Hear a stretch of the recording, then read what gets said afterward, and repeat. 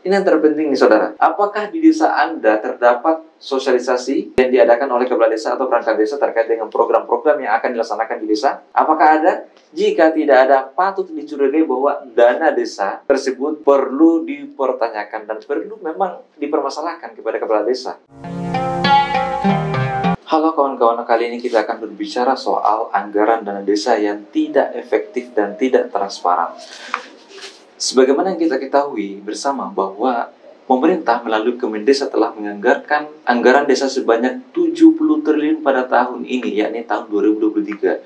Sebelumnya itu sekitar 67,9 triliun lah ya pada tahun 2022. Nah, dengan meningkatnya anggaran dana desa pada tahun 2023 membuktikan bahwa pemerintah telah membuktikan keseriusannya terhadap kemajuan sebuah desa. Nah, sebenarnya apa sih yang ingin dibangkitkan pemerintah dari desa? Jadi sebenarnya pemerataan ekonomi itu mulai dari desa menuju ke kota. Dan selama ini yang ada adalah dari kota ke desa. Nah, ini dibalik. Yang dibangun itu mulai dari desa ke kota. Dengan majunya desa ini, maka pemerataan ekonomi akan mampu terwujud.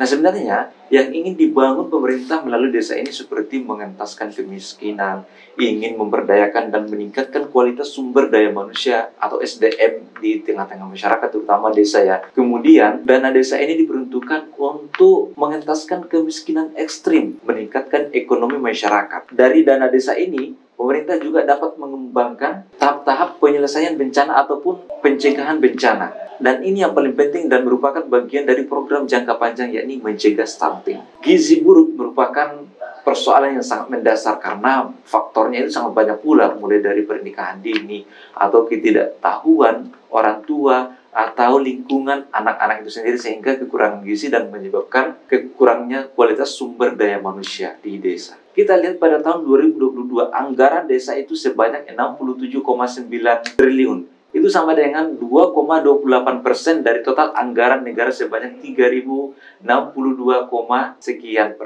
sekian triliun lah ya. Lalu, apakah kondisi anggaran desa yang ada di desa ini sangat efektif dan positif? Apakah transparan? Apakah sehat? Mari kita ulas. Jadi sebenarnya beberapa tahun kebelakang ini banyak sekali kepala desa yang ditangkap. Jadi kita lihat beberapa tahun kebelakang ini, kita lihat bahwa terdapat 900 bahkan lebih saat ini ya, 900 lebih kepala desa yang ditangkap dan dipenjara. Kenapa? Karena mereka korupsi menyalahgunakan anggaran desa. Ada yang dipakai untuk beli mobil, beli kuda, bahkan dipakai untuk menikah ya. Nah, ini adalah beberapa ciri-ciri yang digunakan oleh aparat desa jika anggarannya itu tidak sehat. Yang pertama, papan anggaran tidak ada. Sebagaimana kita ketahui bahwa setiap proyek yang ada di desa maupun di proyek-proyek nasional itu selalu ada papan anggaran. Di situ menerangkan bahwa sebenarnya di sini anggaran totalnya ini berapa, realisasinya akan segini, kemudian target pengerjaannya sekian bulan misalnya.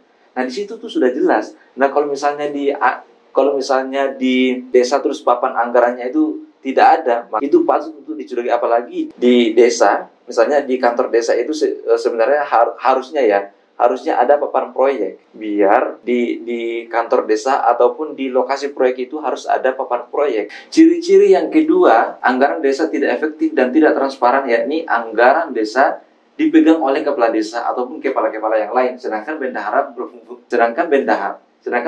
fungsinya bukan sebagai bendahara, tetapi sebagai bank. Artinya apa? Tetap bendahara yang megang uang, tapi yang mengelola adalah kepala desa. Ini artinya apa? Pemegang uang itu tidak tepat. Ini adalah salah satu fungsi. Dan ini berdampak terhadap monopoli penggunaan uang. Monopoli kepala desa terhadap penggunaan anggaran dana desa. Kenapa? Mungkin kepala desa punya usaha, punya kios. Nah, semua kebutuhan desa segala macam itu harus diambil dari tokonya si kepala desa. Ini merupakan salah satu ciri-ciri monopoli dana desa. Kenapa? Ini adalah sebuah praktik yang tidak sehat. Karena apa? Karena yang mengelola, yang memegang, yang mengendalikan dana desa adalah kepala desa itu sendiri.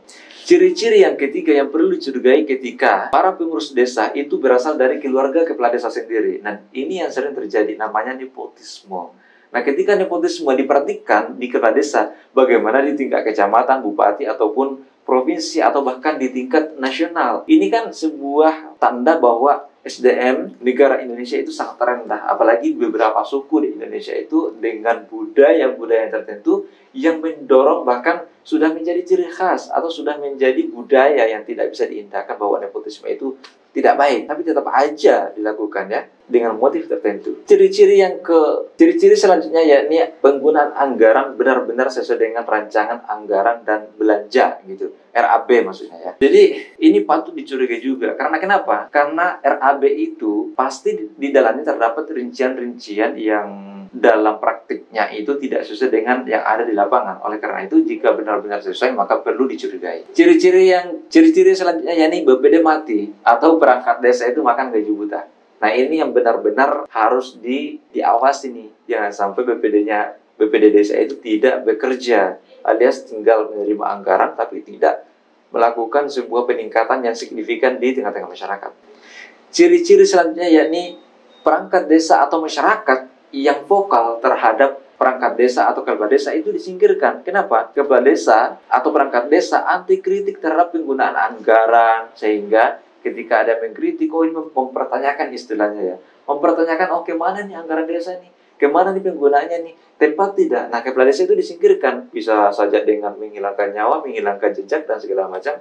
Itu bisa saja terjadi. Semoga dijauhkan dari desa-desa terdekat kita ya. Nah, orang-orang yang vokal ini biasanya itu tiba-tiba hilang ya. Jika kepala desa mempunyai kuasa yang lebih terhadap masyarakatnya, dan ini benar-benar tidak disarankan, bahkan dilarang di Indonesia sebagai negara hukum maupun negara yang menganut paham agama. Ciri-ciri selanjutnya ketika anggaran itu tidak sehat dan tidak efektif, yakni ada kegiatan, ada program, tapi telat mulu padahal anggaran ada. Biasanya organisasi dan sebuah institusi itu melakukan kegiatan yang jadi masalahnya adalah anggaran.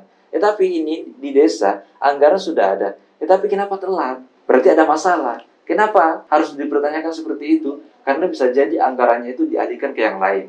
Kan bisa jadi kan? Nah, ini yang perlu dipertanyakan atau dipermasalahkan. Ciri-ciri selanjutnya yakni musdes yang hadir itu aja. Kenapa? Orang yang hadir di rapat desa itu aja orangnya. Kenapa?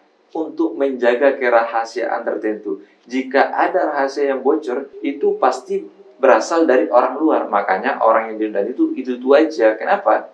Ya begitulah tadi. Ini yang terpenting nih saudara. Apakah di desa Anda terdapat sosialisasi yang diadakan oleh kepala desa atau perangkat desa terkait dengan program-program yang akan dilaksanakan di desa? Apakah ada? Jika tidak ada, patut dicurigai bahwa dana desa tersebut perlu dipertanyakan dan perlu memang dipermasalahkan kepada kepala desa. Jangan sampai anggaran kepala desa itu dipakai beli mobil misalnya kan, atau masuk kantong sendiri atau apalah gimana gitu. Saudara-saudara, inilah beberapa ciri-ciri anggaran desa yang tidak efektif, padahal pemerintah sudah menganjurkan bahwa dana desa itu untuk meningkatkan SDM, meningkatkan ekonomi, menanggulangi bencana, kemudian mencegah stunting, mengentaskan kemiskinan ekstrim di desa-desa, dan lain-lain. Yang terpenting adalah dana desa ini diperuntukkan dan kepala desa jangan sampai salah menggunakan dana desa tersebut karena dampaknya adalah masyarakat secara luas.